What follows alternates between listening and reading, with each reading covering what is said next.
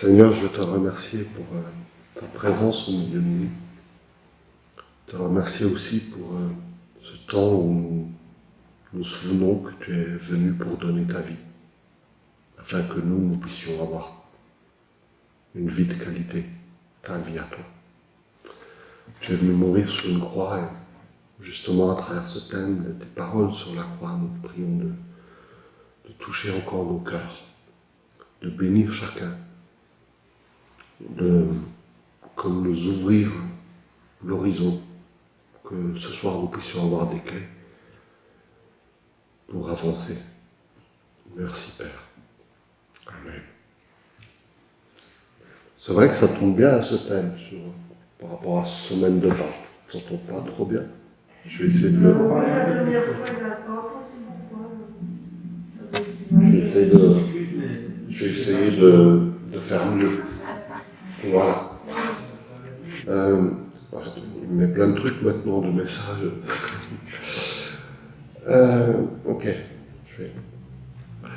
Donc, on avait vu la dernière fois le début des 7 paroles de Jésus sur la croix. C'est 7 paroles assez connues. Vous avez peut-être déjà lu beaucoup de choses là-dessus. L'idée, c'était de lier ces paroles-là avec notre vie pratique, puisqu'on est dans de la théologie qui se veut être pastorale. Donc comment ces paroles ont un impact pour moi aujourd'hui, qui n'est pas seulement un impact doctrinal, qui n'est pas seulement un impact théologique, mais qui est aussi un impact concret dans notre vie, soit dans notre vie, ou soit quand nous sommes appelés à aider d'autres personnes. Comment ces paroles-là peuvent avoir un écho et devenir concrètes pour nous. Donc on avait déjà vu à travers l'évangile de Jean et de Marc, mais essentiellement de Jean, cette parole de... Voilà, c'était Luc d'ailleurs. Luc 23, 34, « Pardonne-leur car ils ne savent pas ce qu'ils font ». D'accord, en voyant l'impact du pardon dans nos vies. Ce qui faisait écho aussi avec ce qu'on avait vu dans les sessions précédentes de théologie pastorale sur les notions de se pardonner à soi-même aussi. Et un peu le sens de « ils ne savent pas ce qu'ils font », qu'est-ce que ça implique pour nous. On avait aussi vu « aujourd'hui tu seras avec moi dans le paradis », avec cette notion du royaume de Dieu, avec cette notion du « aujourd'hui », qu'est-ce que l'aujourd'hui pour nous, là, maintenant, qu'est-ce que ça veut dire cette parole-là, tu seras avec moi dans le paradis. On avait aussi parlé, lorsque Jésus dit à Marie, « Femme, voilà ton fils », et aux disciples, Jean en l'occurrence, « Voilà ta mère ». Et on sait qu'à partir de ce moment-là, Jean va prendre Marie chez lui. Alors, ça correspond certes à une tradition que le fils aîné devait s'occuper des parents à un moment donné, mais il y a un peu plus que cela. Là, on avait abordé à travers ce verset-là, cette parole-là, que Jésus nous invite, nous joint dans une famille. Il s'occupe aussi de nos relations sociales. Et je rappelle que si nous sommes guéris, si nous sommes pardonnés, si Dieu nous donne aussi, je dirais, une capacité de bien vivre, c'est aussi pour bien vivre les relations. Quand Dieu dit « tu ne voleras pas », ce n'est pas juste pour notre sainteté personnelle, mais parce que le fait de ne pas voler contribue à avoir de saines relations avec mon voisin que je ne vais pas voler. C'est sûr que si je le vole, à un moment donné, les relations peuvent se détériorer. Et on peut prendre tous les commandements, je dirais, pratiques dans ce sens-là, où Dieu dit, ben voilà ce qu'il faut faire pour garder des relations saines entre vous. Et on comprend donc le sens aussi de l'Église à ce niveau-là. Donc on avait abordé cela sur ces 3 paroles-là, et on avait commencé avec cette parole de Marc 15, verset 34, à la 9e heure, c'est-à-dire vers 15 heures, exactement. « Mon Dieu, pourquoi m'as-tu abandonné ?» Alors, vu que mon Dieu se dit Élie, certains ont cru qu'il implorait le prophète Élie, mais en fait c'est bien ce cri de Jésus, pourquoi m'as-tu abandonné? Alors, cette question, on peut y répondre, parce que cette parole-là, elle est vraiment, je dirais, une parole centrale sur le fait que Jésus a pris notre place. Et dans le pourquoi m'as-tu abandonné, il y a aussi ce pourquoi qui résonne dans nos corps. Pourquoi est-ce qu'on peut se sentir abandonné dans nos vies? Et pourquoi y a-t-il besoin d'un salut pour l'être humain? Parce que c'est bien d'annoncer le salut, mais dans une société dite post-chrétienne, post-moderne, tout ce que vous voulez, mais les gens n'ont pas l'impression de devoir être sauvés. C'est une réalité. Même la notion de péché a perdu de son sens, et je dirais même parfois on peut avoir la caricature que le péché c'est quelque chose que je fais mal, qu'il ne faut pas faire, et je le fais, et c'est mal. Or, la Bible définit le péché de façon un peu plus sérieuse que simplement le mal que je fais. Elle va jusqu'au bien que je ne fais pas, mais elle va plus loin en disant le péché c'est une nature humaine. C'est quelque chose qui est attaché à notre nature. C'est pour ça que d'ailleurs c'est héréditaire, depuis Adam et Ève. Et Jésus, en disant ça, est en train de dire ce que je suis en train de faire là sur la croix va conduire au fait que Dieu m'abandonne. Et Jésus l'explique en disant, sur la croix, je vais porter le péché de l'humanité. Je suis l'agneau immolé. Il fait référence à justement toute la semaine de Pâques chez les Juifs, où il y avait d'une part un agneau immolé pour le pardon du péché, pour l'expiation, pour la propitiation. Vous verrez ces deux termes-là plus en détail si vous voulez. Et puis il y avait aussi ce bouc émissaire qu'on envoyait dans le désert, qui était en fait, on lui imposait les mains pour faire reposer sur lui tous les péchés du peuple, et on l'envoyait dans le désert en disant les péchés s'en vont dans le désert aussi.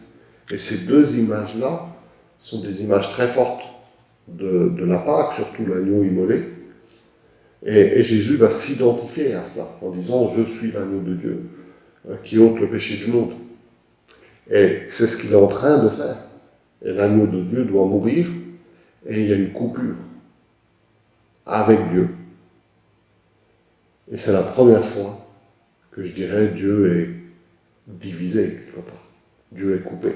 Où la relation de Jésus avec le Père est comme entravée. Mais ce que fait Jésus à travers cette phrase, il nous décrit simplement notre histoire à nous. D'une humanité où la relation avec Dieu est coupée. Et c'est avant tout cela le péché. Avant d'être des actions que nous ne faisons pas ou que nous faisons et qu'il ne faut pas les faire, avant même d'être quelque chose qui affecte notre nature, c'est une relation coupée d'avec Dieu. Et ce qui est intéressant, c'est que le premier réflexe d'Adam et Ève après le péché, c'est de fuir la présence de Dieu. Ils sentent qu'il y a quelque chose qui est rompu avec Dieu. Il y a quelque chose de coupé.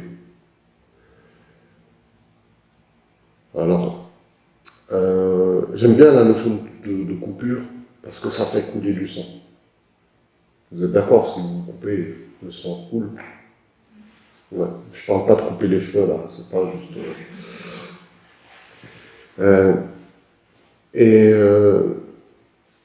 Dieu est en train de dire, pour remédier à la coupure, il faut que du sang coule. Et vous savez, c'est assez intéressant parce qu'en fait, toute la création est une parabole aussi spirituelle. Jésus utilisait souvent des éléments naturels pour expliquer des choses spirituelles. Et si vous vous coupez et que le sang ne coule pas, la cicatrisation, je crois que je l'ai bien dit, je vais pas répéter, ne se produit pas. Et il y a même un effet de protection. Et il faut cet apport de plaquettes pour que la blessure se referme. Et quelque part, à travers le fait que Jésus, sur la croix, son sang coule, c'est pour que cette coupure puisse cicatriser, notre coupure avec Dieu. D'accord? Donc c'est une image, on est d'accord? Mais ce qui est important dans notre approche, c'est de réaliser que le péché, finalement, avant d'être tout ce que j'ai dit précédemment, c'est cette coupure avec Dieu. Et l'œuvre de la croix me permet de cicatriser cette coupure-là, d'être restauré. D'accord? Il y a plein d'autres images sur un pont qui est cassé, où la croix refait le pont et on passe sur le pont, etc. Ce sont toutes des images que Jésus sur la croix n'est pas juste là pour nous purifier, nous sanctifier, mais il est là pour recréer une relation entre Dieu et l'homme. Et il y a quelque chose qui va se déchirer à ce moment-là, c'est le voile qui séparait dans le lieu du temple, le lieu très saint, des autres lieux où tout le monde pouvait aller, presque. Mais le lieu très saint, seul le sacrificateur, le souverain sacrificateur, une fois par an, pouvait y entrer. Et Dieu va déchirer ce voile qui séparait les deux lieux. C'était quand même un voile d'à peu près 10 cm d'épaisseur, hein. C'est pas un petit truc, quoi. Donc, oui, c'est assez conséquent, ça devait peser bien lourd. Et ce qu'on faisait, c'est qu'on attachait le souverain sacrificateur à une corde quand il y entrait, parce qu'il y entrait pour présenter l'offrande, la demande de pardon de tout le peuple. Et on l'attachait à une corde, vous savez pourquoi? Oui, parce que s'il décédait dans ce lieu-là, il fallait... On ne pouvait pas aller comme ça, aller le rechercher. Il fallait donc le retirer, et donc on l'attachait à une corde. Alors ça, on l'a en fait d'une part, toutes les traditions juives qui le montrent. Et voilà, de toute façon, Dieu interdit l'entrée dans ce temple, dans ce lieu très saint, dans le Lévitique et d'autres passages aussi. Essentiellement Lévitique, on voit bien la description de tout ça. Chose intéressante, c'est qu'a priori, ça ne s'est jamais fait. On n'a aucune trace historique que le souverain sacrificateur est décédé dans le lieu très saint. Aussi bien dans la Bible que dans d'autres sources plus judaïques, on n'a aucune trace de cela. Signe que Dieu est prompt à pardonner. Il n'y a pas une fois où Dieu a dit cette année-là, ça ne me plaît pas trop. Peut mieux faire. Parce que Dieu va dire le pardon se trouve auprès de moi. La grande erreur serait de ne pas aller dans le lieu très saint. La grande erreur, c'est de faire ce qu'Adam et Ève ont fait, c'est qu'après avoir été dans cette rupture avec Dieu, ils ont fui la présence de Dieu et ils ont essayé de se couvrir eux-mêmes avec des végétaux. Bon, c'était peut-être écologique comme vêtement, mais ça ne cicatrise pas, c'est des végétaux. Il n'y a pas de sang qui coule. Et déjà là, Dieu est en train de dire, c'est à travers un sacrifice où du sang va couler, où une vie va être donnée, que le pardon va être obtenu. Tout au début, Dieu annonce ça. Et il nous prépare à cela. Et ensuite, avec le sacrifice de l'agneau, il prépare aussi à cela. On sait que ce sacrifice est imparfait, mais il prépare nos mentalités pour que lorsque lui vient sous forme humaine, lorsque Jésus vient, on puisse identifier Jésus à tout ce que Dieu a préparé en disant, ben oui, s'il vient pour sauver, il va mourir. S'il vient pour sauver, son sang va couler. Et dans ce cas-là, sauver, ça veut dire quoi? Ça veut dire être restauré dans ma relation avec Dieu. Vous êtes d'accord? Je suis de nouveau cicatrisé. Et théologiquement, c'est très important, mais pour nos vies aussi. Je ne suis pas sauvé parce que je crois à une doctrine.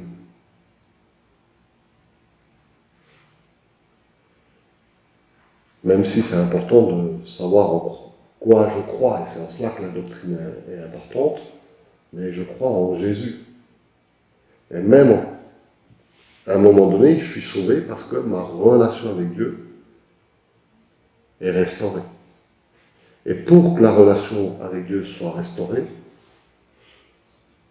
ben, c'est mieux si je suis propre. C'est mieux si je suis lavé. C'est mieux si je suis sanctifié, parce que Dieu m'appelle à être saint comme lui-même est saint. Et ce que fait Jésus à la croix, c'est de restaurer cette relation, et cette relation me lave. Alors là, il y a deux théologies. Il y a, est-ce que je suis lavé si bien que je peux m'approcher de Dieu? La croix me lave. À travers le sang de Jésus, je suis lavé par la grâce, par la foi. Et je deviens saint par la foi. Et comme je suis saint, je peux m'approcher de Dieu. Ça, c'est un premier point de vue. Ou bien, l'autre point de vue, c'est de dire, la croix crée d'abord la relation avec Dieu, qui est restaurée. Et lorsque je m'approche de Dieu, peut-être la première fois, on demande pardon à Dieu. Peut-être la première fois en me reconnaissant comme pécheur, ce qu'on appelle la repentance. Et lorsque je m'approche de Dieu, la présence de Dieu me lave, me sanctifie, me guérit, me restaure. Il y a les deux points de vue possibles. Ça change quoi sur nos pratiques?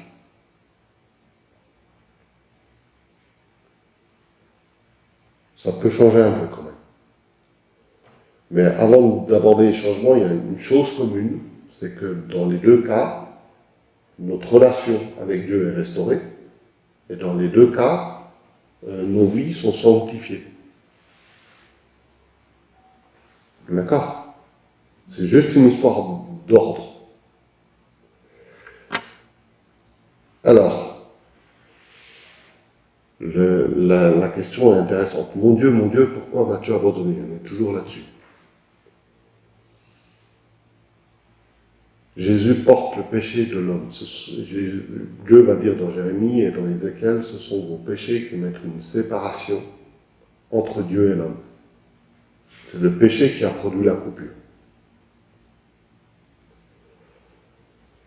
Jésus restaure la relation.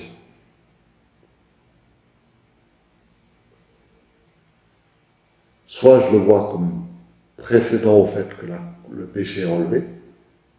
Jésus restaure la relation. Et parce que je suis en relation avec Dieu, je vais commencer à lui ressembler.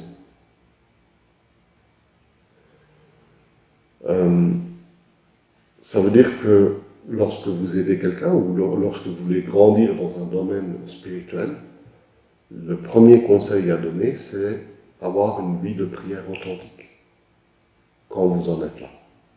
Si vous croyez cette théologie-là, ce qui est très bien. Et que cette vie de prière va découler sur une vie qui se sanctifie, un caractère qui se bonifie, qui devient plus à l'image de Christ. L'autre point de vue, c'est de dire Jésus traite mon péché à la croix, et parce que mon péché est traité à la croix, parce que je suis sanctifié, maintenant j'ai un accès auprès de Dieu. Alors, les deux se défendent. Hein.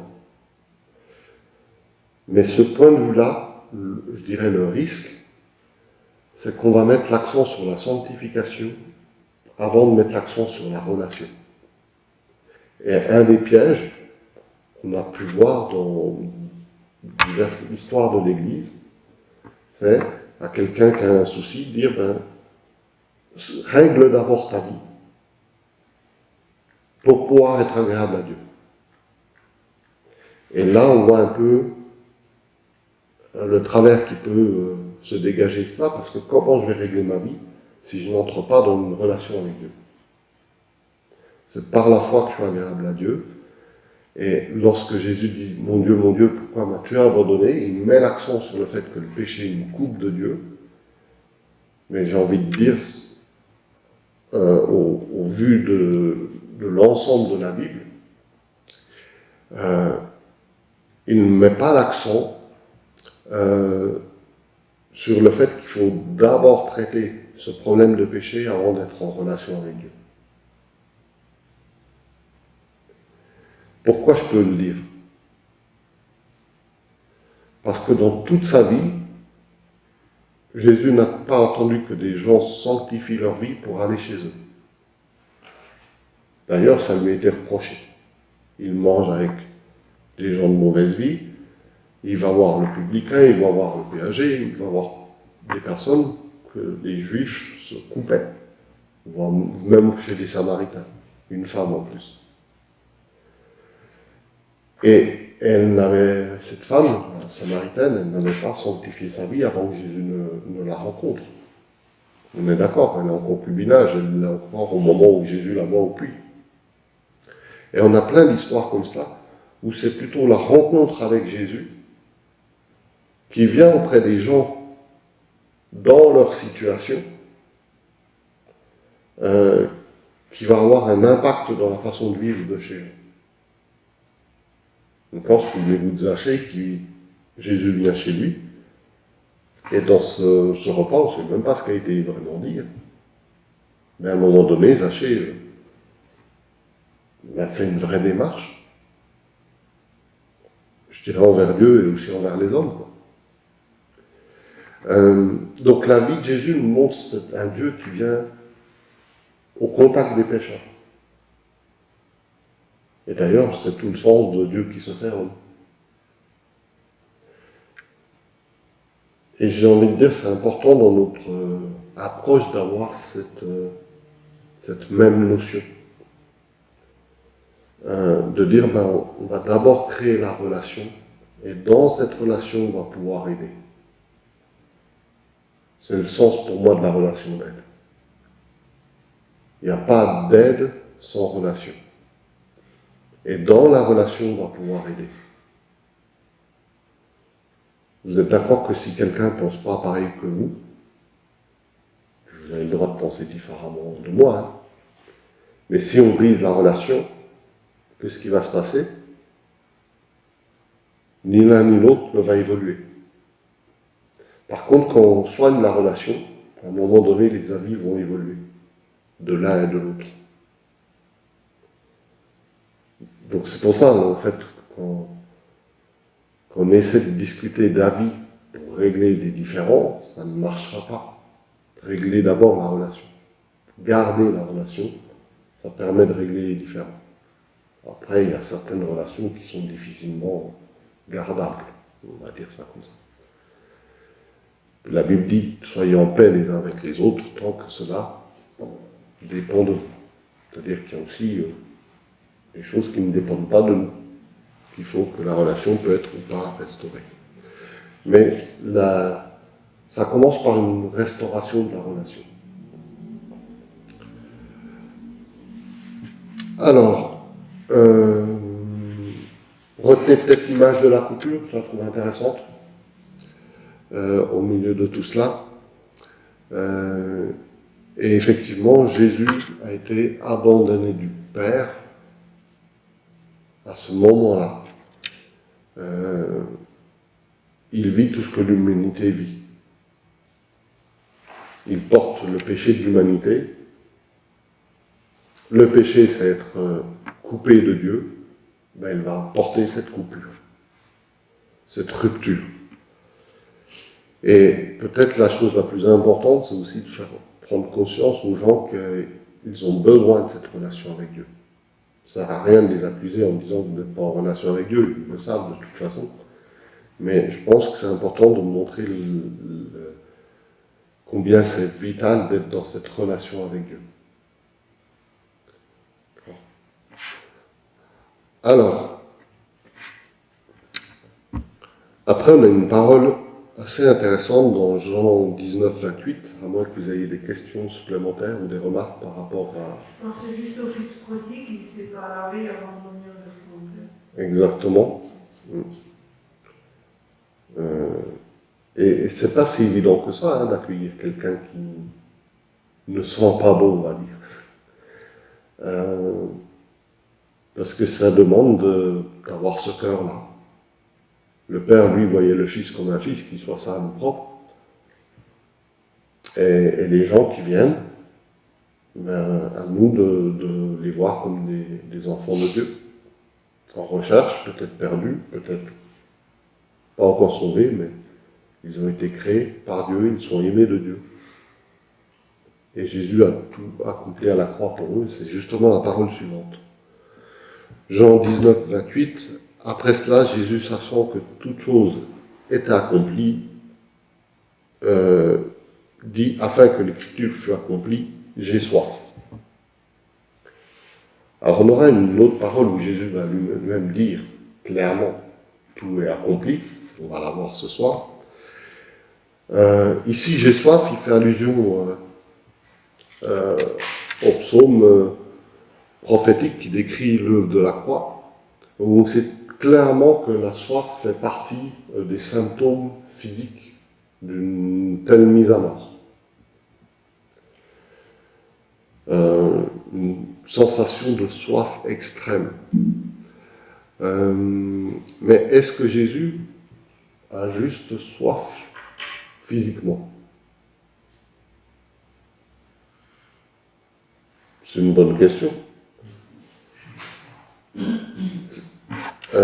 Si on se rapporte à des paroles que Jésus a données par rapport à la soif, c'est quand même assez fort.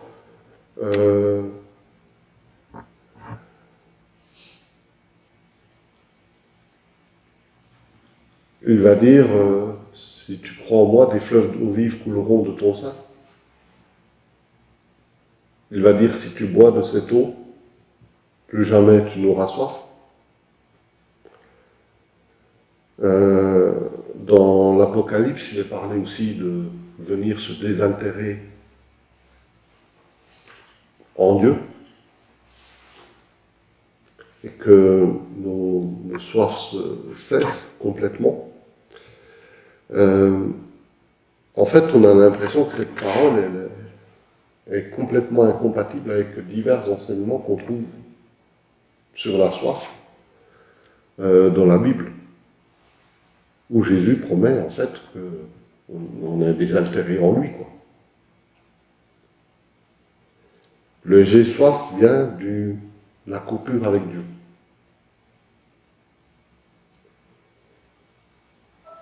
Et en fait, si certains domaines de ma vie, il y a une petite coupure avec Dieu, ben dans ce domaine-là, il y aura une insatisfaction. Il y aura une soif. Parce qu'on peut être en relation avec Dieu sur plein de domaines et avoir quelque chose dans nos vies où on n'ouvre pas le robinet, quoi. Vous voyez ce que je veux dire? Et la soif, elle peut avoir deux effets. Soit créer des envies déraisonnables et nous conduire, j'ai soif, je suis insatisfait, ça va pas, et puis je me précipite sur la première boisson sucrée que je trouve, si j'en trouve une. En tout cas, ça provoque de l'insatisfaction et ça provoque de me tourner vers des sources qui ne sont pas forcément bonnes pour ma santé. On va dire ça comme ça. Et la soif a un deuxième effet, c'est au contraire dire j'ai un besoin, provoquer une recherche d'une source d'eau fiable.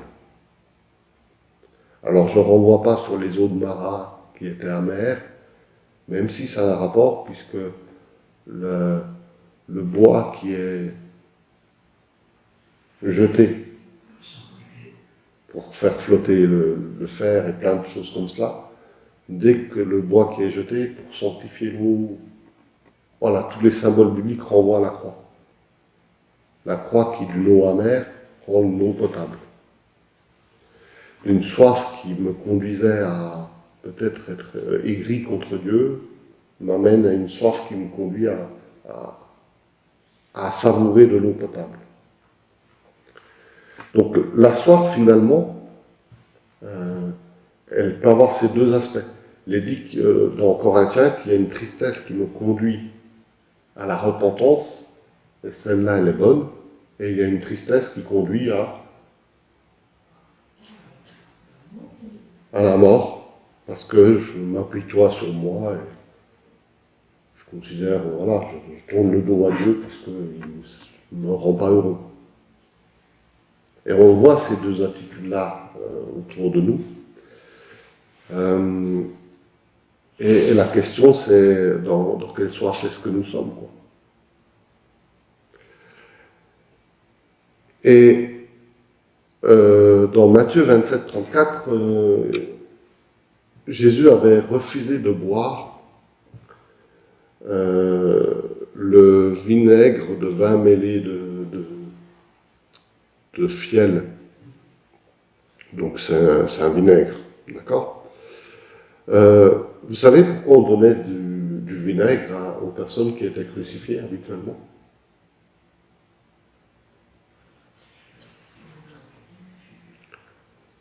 En fait, le vinaigre, il agit comme une drogue qui anesthésie un petit peu. Et Jésus a refusé d'être anesthésié. Ce qui est très fort spirituellement. Ça veut dire, oui, je porte tout pleinement, j'assume de porter.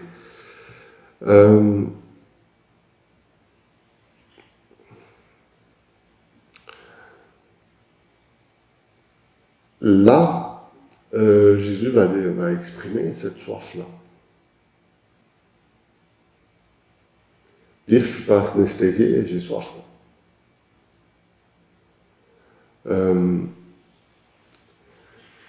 Alors, j'avais noté dans le psaume 42, versets 2 et 3, en commentaire, est-ce que nous repoussons simplement la soif par des excuses ou encore remplaçons-nous cette soif par d'autres poursuites pour oublier la douleur du manque de relation avec notre Père Céleste? En gros, comment je vais satisfaire cette soif-là? Comme je vous l'ai dit, est-ce que je vais me précipiter sur la première boisson sucrée que je trouve, ou est-ce que je vais être plutôt dans cet élan, cette recherche d'une eau authentique? Alors, mon manque de relation avec Dieu produit la soif, et dans la relation avec Dieu, je vous ai cité Apocalypse 4, 14, à celui qui a soif, je donnerai moi gratuitement de la fontaine de l'eau de vie. Donc c'est une parole de Jésus qu'on trouve dans l'Apocalypse. Je donnerai moi gratuitement de la fontaine de l'eau de vie. On a les promesses aussi, de ton sein coulera une source d'eau vive. On a ces promesses, si tu bois de cette eau, tu n'auras plus jamais soif. Je dirais, la soif de Dieu doit toujours un peu être présente dans nos vies pour garder cet aspect fraîcheur. Dire j'ai envie encore. Non pas parce que je suis insatisfait, mais parce que je reconnais que cette eau-là, elle est bonne pour moi.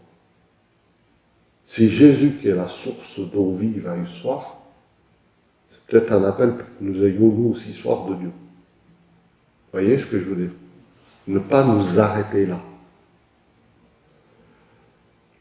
Alors, il y a plusieurs serviteurs de Dieu qui ont utilisé ce verset pour dire le problème de la croix. Alors, soyez attentifs, la phrase ne va pas s'arrêter à ce que je vais dire. Le problème de la croix, c'est que les chrétiens s'y arrêtent, sans jamais aller au-delà.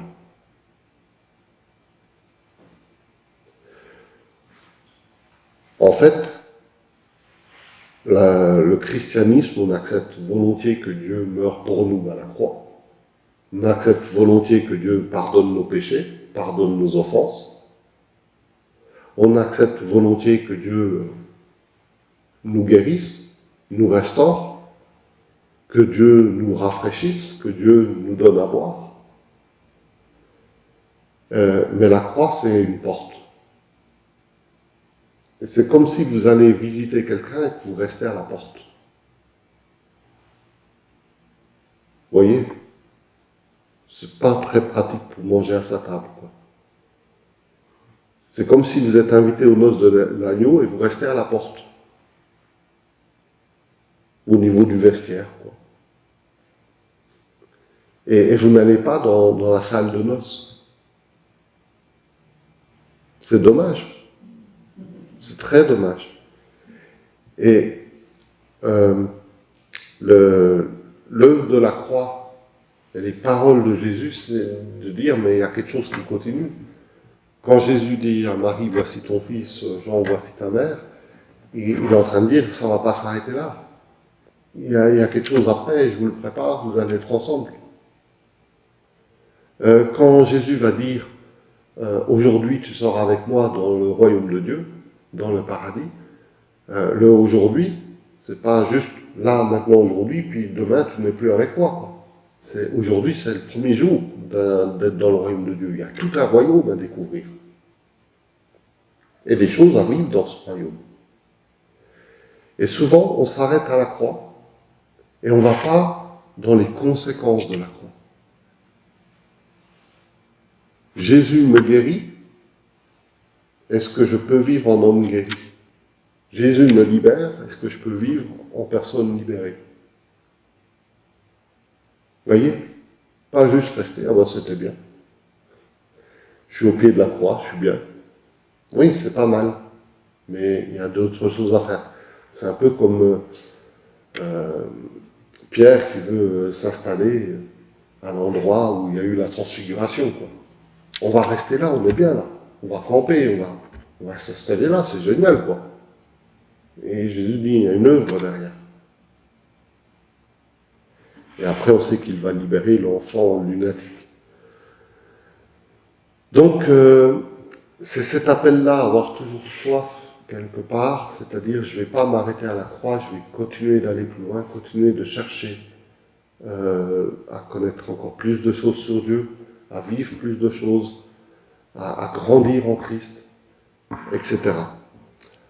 Alors, ça va avec la phrase suivante, Jean 19, 30.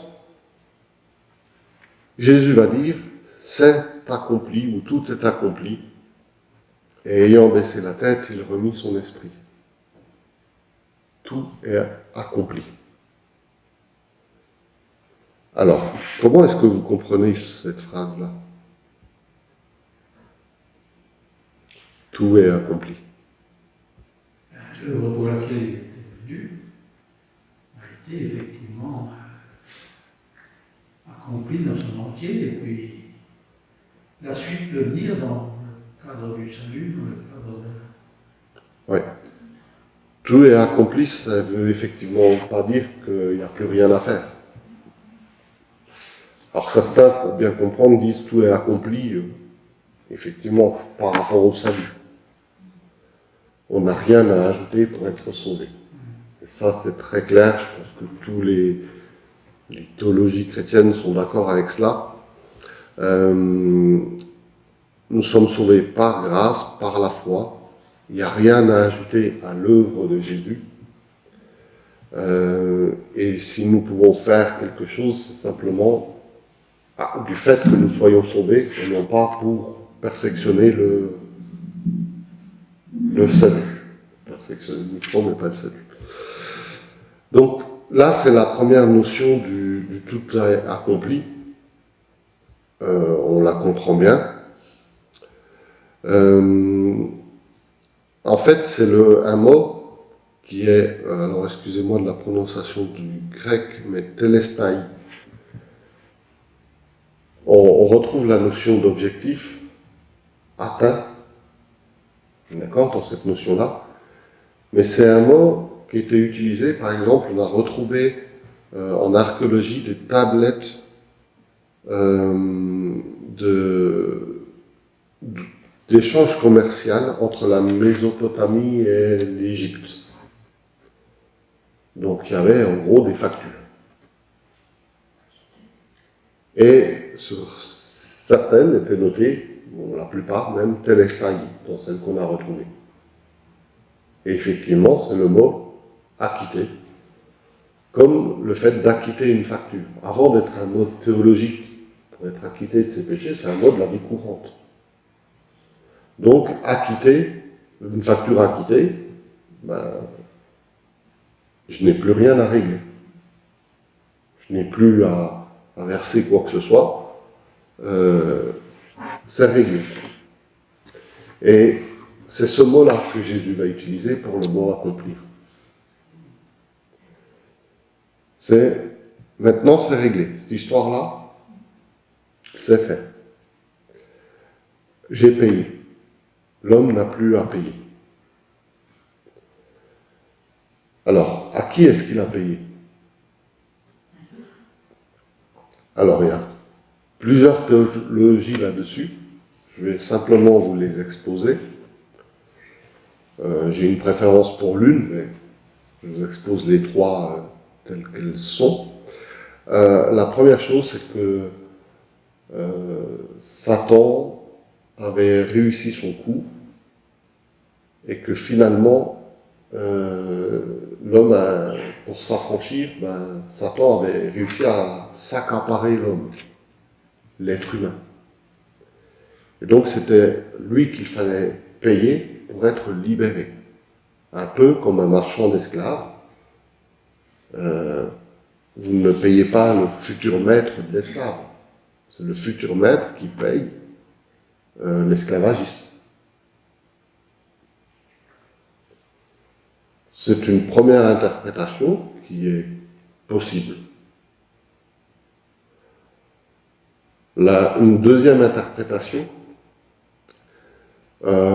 qui s'appuie sur un verset, essentiellement un verset, le salaire du péché c'est la mort, il faut payer ce salaire-là. Donc c'est au péché que je le paie.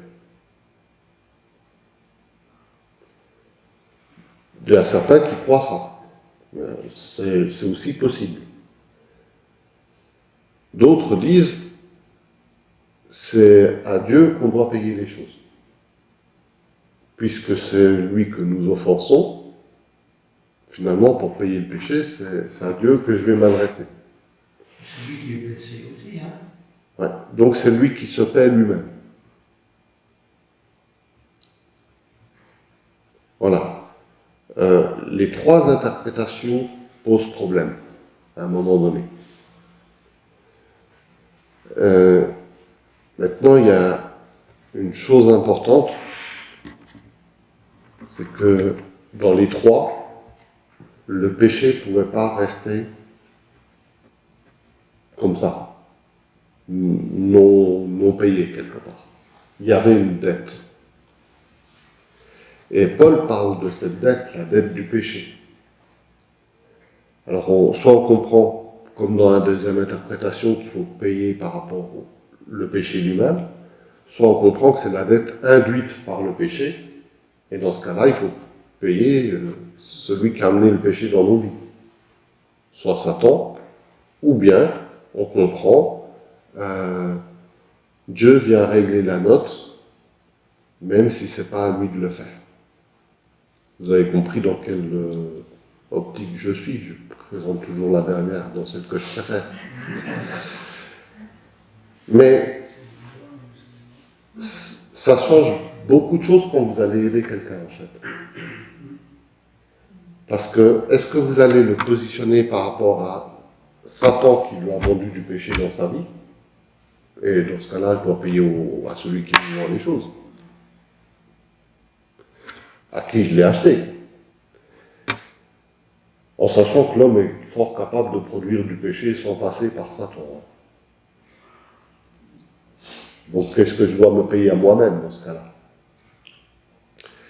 Est-ce que je dois payer parce qu'il y a du péché dans ma vie, à un moment donné, je dois payer? Et là, on arrive sur des doctrines un peu liées à la souffrance qui sont un peu déséquilibrées. Où votre souffrance, c'est une façon de payer ce que vous avez mal fait. D'accord?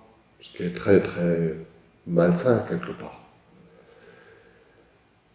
Même si le péché peut avoir des conséquences douloureuses dans nos vies. Et que si on n'avait pas péché, ben, effectivement, on aurait évité cette souffrance-là. Donc la doctrine peut être malsaine, mais dans la réalité, de façon pragmatique, des choses comme ça peuvent avoir eu lieu. Ou est-ce que, pour moi c'est beaucoup plus important parce que je pense que c'est beaucoup plus sain. Je dis à personne n'écoute. On ne sait pas vraiment si c'est à cause de la souffrance, à cause du péché ou à cause d'autres choses que tu es dans cette situation. Mais il y a quelqu'un qui a payé pour toi. Et là, on est dans le sens de l'évangile. Mais c'est quand même étonnant, hein, Dieu se paie lui-même.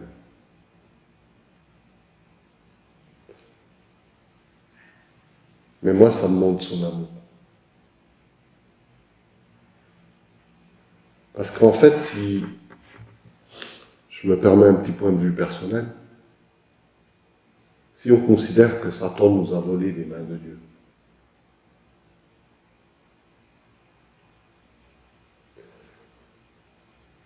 c'est comme si Dieu, il aurait très bien pu dire, si vous volez un vélo, vous essayez de revendre le vélo, qu'est-ce qui se passe? Et que le propriétaire voit que vous le revendez dans le bon coin. Le vélo vous revient d'office, sans que vous ayez à le payer. La police intervient, la justice se fait, le vélo a été volé, vous n'avez pas à payer pour le retrouver. C'est le vôtre. On prend le vélo au voleur, on vous le redonne à vous. Même Dieu aurait pu faire ça. Vous avez été volé, vous m'appartenez, je revendique mon droit de propriété, vous êtes à moi, point final. Et là, il y a un problème. C'est que les conséquences du péché ne sont pas payées. La mort n'est pas payée. La coupure avec Dieu n'est pas cicatrisée. On est juste avec Dieu par force, parce qu'on ne peut pas faire autrement. C'est pour ça que je vous dis que le fait que Dieu se paie lui-même, sans revendiquer son droit de propriété, ça nous montre son amour en fait. Un amour qui va au-delà de sa justice. Alors, théologiquement, on va dire que les théologiens ont bien aimé débattre là-dessus, c'est que d'un côté, il y avait la justice de Dieu où le péché ne pouvait pas rester impuni, et d'autre côté, il y avait l'amour de Dieu où Dieu voulait faire grâce à tout le monde. Et il est dit que à la croix, la justice de Dieu a rencontré l'amour de Dieu. Ce qui ne pouvait pas rester impayé a été payé, ce qui ne pouvait pas rester impuni a été puni.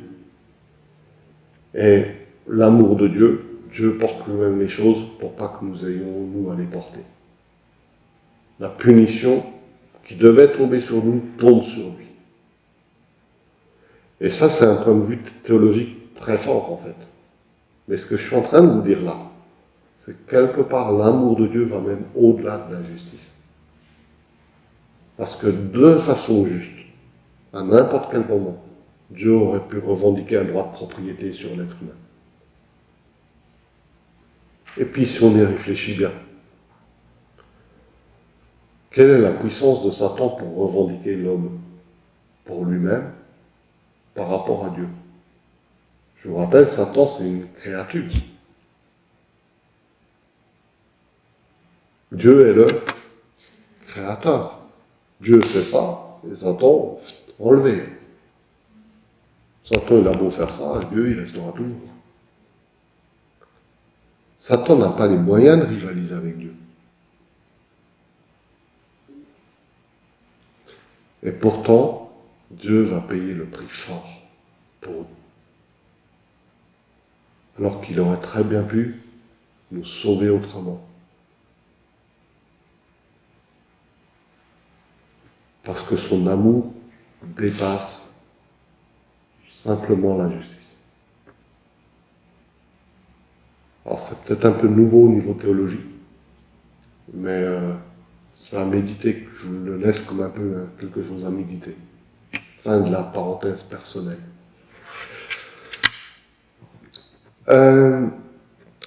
Telestai donc accompli, ça ne veut pas dire qu'il n'y a plus rien à faire.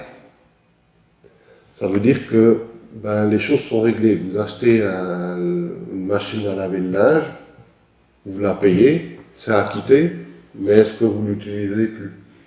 Parce que c'est acquitté. C'est un peu bête, hein?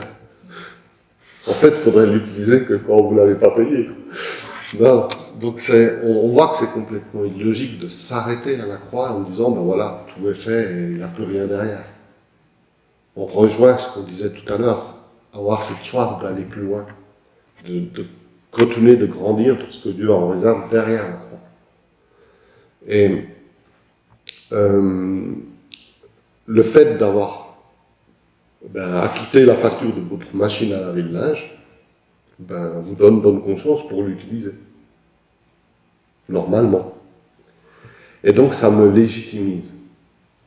Ça légitimise l'usage de la machine à laver le linge. Vous ne l'avez pas volé. Oui, ça va. Vous allez pouvoir l'utiliser sans vous avoir des problèmes de conscience. Et ce que Jésus fait à la croix en disant tout est accompli, c'est qu'il légitimise ma relation avec Dieu. Et ce qu'elle implique derrière. Le fait de servir dans l'Église. C'est légitimé par l'œuvre de Jésus à la croix. Le fait d'annoncer l'Évangile autour de moi, c'est légitimisé par Jésus a tout accompli à la croix. Et avant d'y voir un tout est accompli, ou je n'ai plus rien à faire, ou maintenant je suis saint, etc., j'y vois d'abord une légitimité. Et vous parliez du fils prodigue.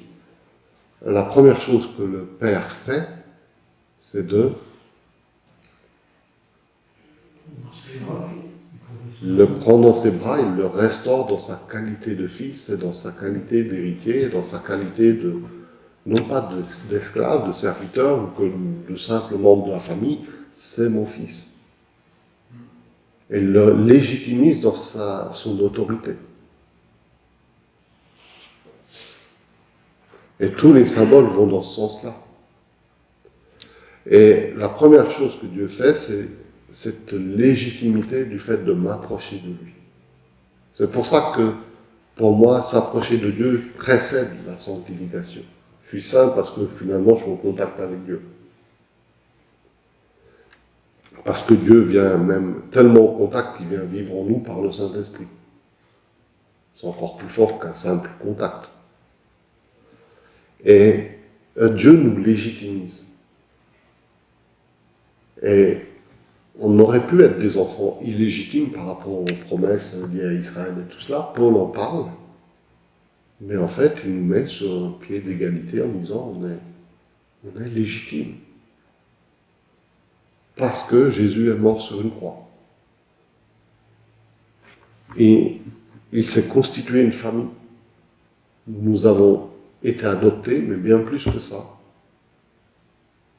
Nous avons le droit d'être avec Dieu, en Christ, Et ça justifie tout ce que nous pouvons faire. C'est pas juste une justification individuelle. Ça justifie ce que je peux vivre avec Dieu. Alors, ça ne veut pas dire que je vais faire n'importe quoi, on a bien compris. Mais ça justifie le fait que nous allions évangéliser, ça justifie le fait qu'on fasse un concert glorious, ça justifie le fait qu'on implante des églises, etc. Ça justifie l'évangile. Donc, à travers cette parole, tout est accompli. Jésus est en train de légitimer ce que l'Église va devenir. Et c'est vrai que souvent on l'a pris uniquement par rapport au salut, mais ça va par rapport aux conséquences du salut cette fois. Sur l'annonce du salut elle-même, sur la vie de l'Église elle-même. Nous sommes rendus légitimes. Et nous pouvons entrer dans un service pour Dieu, à cause de l'œuvre de la croix. C'est plus important que ça n'a l'air, parce qu'on pourrait croire que le service pour Dieu se base sur d'autres choses. Mais la première base, ça reste l'œuvre de la croix. L'œuvre de la croix qui est centrale. C'est pour ça que les paroles de Jésus sur la croix ont un impact important, je dirais, pour la fondation même de l'Église. Alors, en résumé, sur ces 7 paroles-là, Jésus est en train de montrer que il est venu accomplir tous les besoins réels de l'être humain. Que ces besoins soient spirituels, physiques, moraux, sociaux. Je ne vais pas rappeler toutes les paroles qui s'y réfèrent, mais oui, nous avons besoin de pardon. Oui, nous avons besoin de relations sociales. Oui, nous avons besoin d'une relation avec Dieu. Oui, nous avons besoin d'une légitimité, besoin psychologique, mais pas seulement. Jésus vient de donner satisfaire tous les besoins de l'être humain sur la croix. Ensuite, à la croix, Jésus nous donne une position relationnelle avec Dieu, que nous n'avions pas avant. On ne peut pas l'avoir en dehors de la croix. C'est une position confortable pour nous, et la croix, et là, c'est une position très inconfortable, si je puis dire. Le mot est faible pour Jésus. À la croix, Jésus nous donne une assurance.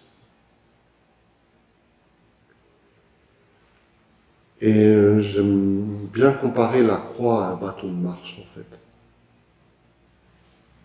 Vous savez, quand on est en randonnée en montagne, on aime bien avoir un bâton, ça peut être rassurant, surtout dans les descentes. Je ne fais pas d'allusion comment je l'utilisais, mais je l'utilisais pour déraper, en fait. Je faisais toute la descente en dérapant, en m'appuyant sur le bâton pour l'utiliser comme arc-bouter le bâton pour freiner. Mon papa, qui était chasseur alpin, qui m'avait appris cette technique pour descendre très vite. Ceci dit, quand on fait ça, qu'on utilise un bâton de façon plus normale, comme moi je le faisais, si le bâton cassait, moi je me retrouvais par terre. D'accord ? La croix ne peut pas casser. Dieu ne peut pas casser. Ma force n'est pas en moi-même, ma force est en Dieu. C'est Dieu qui est ma force. Et vous avez la force de celui en qui vous vous confiez. Donc si vous vous confiez en Jésus, vous avez la force de Jésus. Si vous vous confiez en l'homme, vous avez la force de l'homme. Si vous vous confiez à un mousqueton, vous avez la force du mousqueton. Et s'il n'est pas adapté à votre poids, ben c'est dommage. Donc on a la force de celui en qui on se confie, et la croix vient nous montrer la force de l'amour de Dieu. Et les paroles de Jésus à la croix me montrent cet amour de Dieu pour nous. À la croix, Jésus a porté l'humanité, et dans Hébreux 7, 25, il est dit, c'est aussi pour cela qu'il peut sauver parfaitement ceux qui s'approchent de Dieu par lui. Et j'aime bien ce verset car il est assez clair sur l'ordre. Il peut sauver parfaitement ceux qui s'approchent de Dieu par Jésus.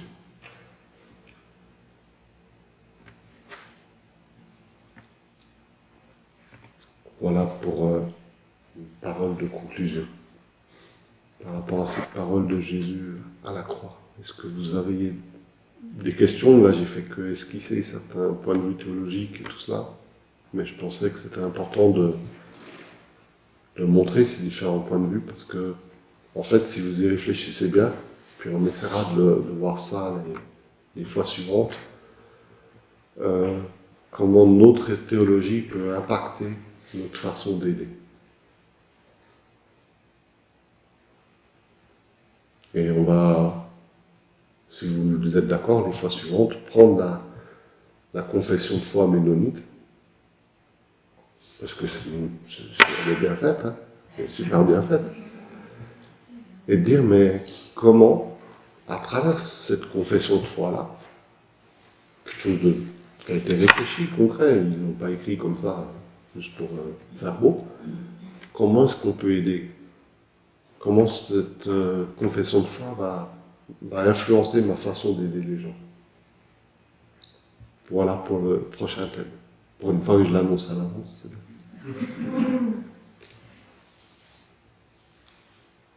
Est-ce que vous avez des questions, des remarques?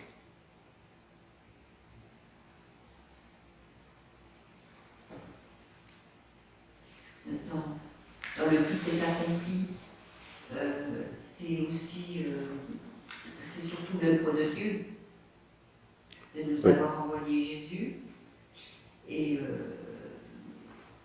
je pense aussi que bon, oui, tout est accompli. La venue de Jésus était faite pour ça. Ce qui me fait penser aussi sur la troisième option, c'est-à-dire qu'on a payé Dieu et pas Satan le péché, c'est que la personne qui m'est acquittée, c'est bien celui qui a reçu l'argent, quoi. Ouais. Donc c'est Dieu qui dit c'est acquitté, donc c'est bien lui qui aurait reçu ce qu'il attendait. Donc je l'ai déjà mentionné, mais ce qui m'étonne, c'est que encore plus, c'est que Dieu a choisi de créer l'être humain en sachant qu'il allait donner sa vie sur une croix. Ça, c'est complètement fou, quoi.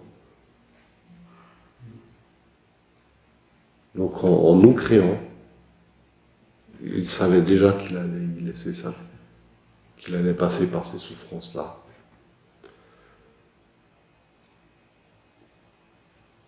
Voilà, quel amour.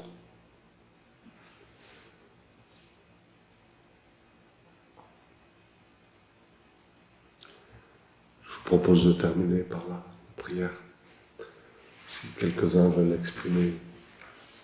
Moi, quand j'ai préparé cela, j'avais qu'une envie, c'était d'être dans la reconnaissance.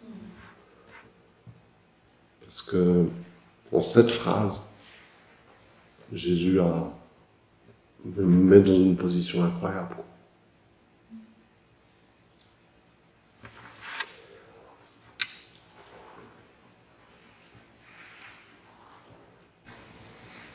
Seigneur, tu nous dis, voyez, de quel amour le Père nous a aimés, pour que nous soyons appelés enfants de Dieu. Bien sûr, comme si ce n'était pas suffisant, tu rajoutais l'air. Et nous le sommes. Nous sommes enfants de Dieu, nous sommes tes enfants. Nous sommes les enfants de ton amour pour nous. Souvent, Seigneur, nous ne comprenons pas forcément ces choses, mais elles sont réalisées dans nos cœurs. Tu places quelque chose qui nous confirme tout cela et nous sommes vraiment reconnaissants. Oui, Seigneur. Nous te disons merci pour tout cela. Merci pour Emmanuel qui nous a apporté ce message. Merci de garder. Et fais en sorte, Seigneur, qu'il y ait des suites, qu'il y ait des continuités. Et peut-être, Seigneur, que nous, chacun pour notre part, nous pensions peut-être à appeler d'autres frères et sœurs, que ce soit ce désert un peu gêné ou je me dis c'est peut-être pas normal, Seigneur, si nous te demander la grâce d'en appeler d'autres qui soient aussi au milieu de nous. Nous te remercions au nom de Jésus. Amen. Mais Seigneur, nous voulons vraiment t'apporter toute notre reconnaissance. Parce que c'est vrai qu'on est dans cette période de Pâques où on va encore commémorer ce sacrifice d'amour que tu as accompli pour nous sauver. Et merci parce que grâce à ce sacrifice, nous avons accès à cette vie éternelle que tu nous donnes, Seigneur. Tu nous offres. Merci pour ce que tu as accompli pour notre salut, qui t'a coûté tellement cher, Seigneur. Et donne-nous d'en être vraiment conscients et de pouvoir t'apporter cette reconnaissance, cette louange qui t'est due, Seigneur. Qu'on puisse vraiment fêter ce temps de Pâques et se réjouir avec toi, Seigneur, dans la communion fraternelle et dans la communion avec toi, avec Jésus qui est maintenant ressuscité. On veut vraiment t'apporter notre louange et notre adoration. Sois béni, mon Dieu. Amen. Seigneur, c'est dur de trouver les mots face à cet amour immuable et éternel. Et merci pour ces phrases prononcées à la croix. Merci parce que ce soir, voilà, on a pu faire une pause dans nos quotidiens pour se centrer sur ce que tu as dit et qui est encore valable aujourd'hui. Que nous puissions garder au fond de nous ces paroles et vivre pleinement le temps de Pâques, où on peut vraiment se rendre compte de ce cadeau que tu nous fais, ce cadeau éternel finalement. Merci mon Dieu parce que ton amour surpasse tout. Amen. Amen.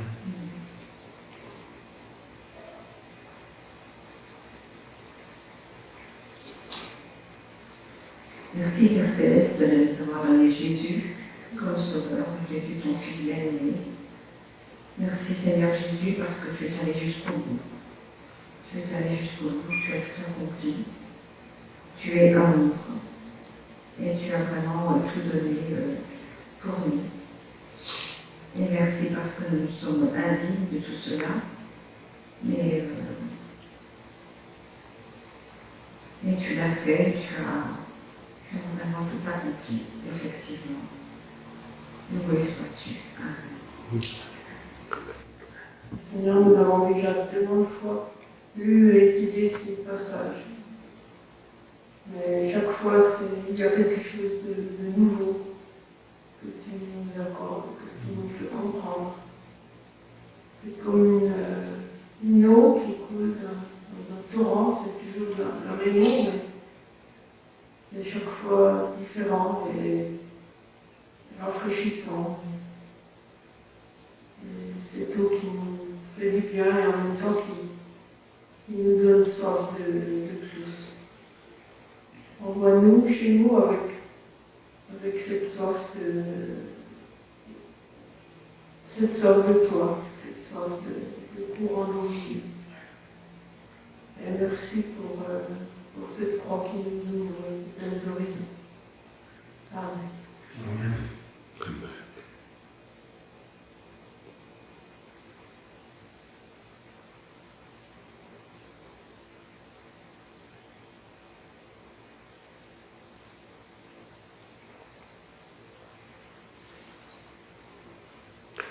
Amen.